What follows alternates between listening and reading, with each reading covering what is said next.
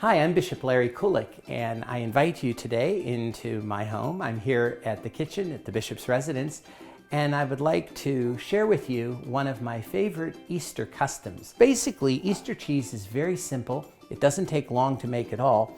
For our recipe today, we need 6 eggs, 2 cups of whole milk, a cup of cream, a teaspoon of sugar, a teaspoon of salt, a teaspoon of vanilla, and a half a cup of raisins.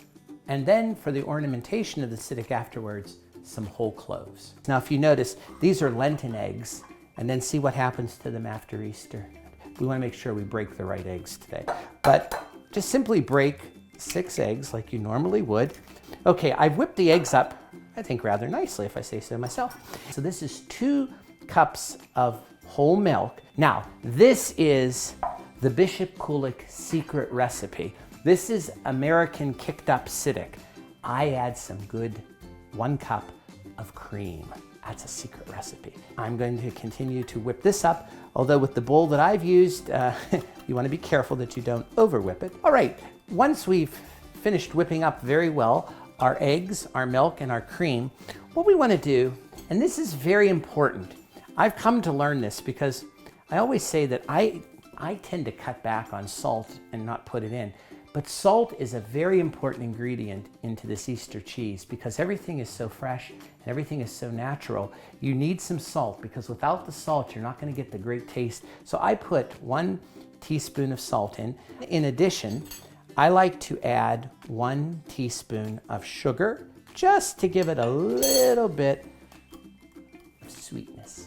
In some regions of Europe, the Easter cheese is done just like this, and that's all there is. What I have done, American style, is I have used golden raisins.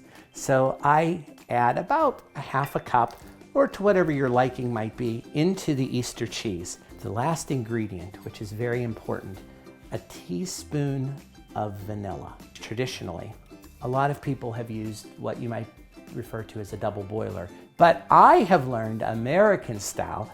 There's, of course, a quicker, faster, and I found it just as good way to do this, and that's using the microwave.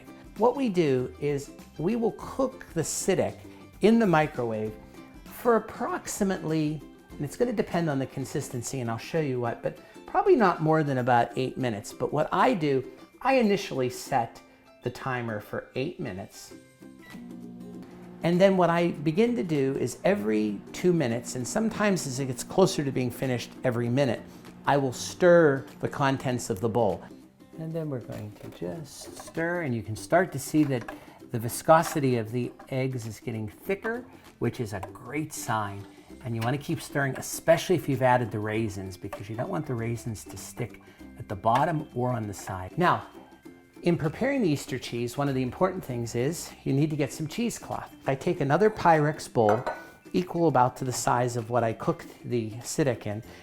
For measuring purposes, I take the cheesecloth, put it over the bowl, and I try to cut so that I have excess and simply start to pour the contents into the cheesecloth. After the cheese has dripped for a while, and I put it then into the refrigerator. As you can see, has formed very, very nicely. Whatever customs or traditions you may follow in your family, in whatever way, please enjoy celebrating the resurrection of Jesus. And may Christ bless you and bless all of those you love. To watch Bishop Kulick's full Easter cheese recipe or to learn more about faith and food, visit theaccentonline.org.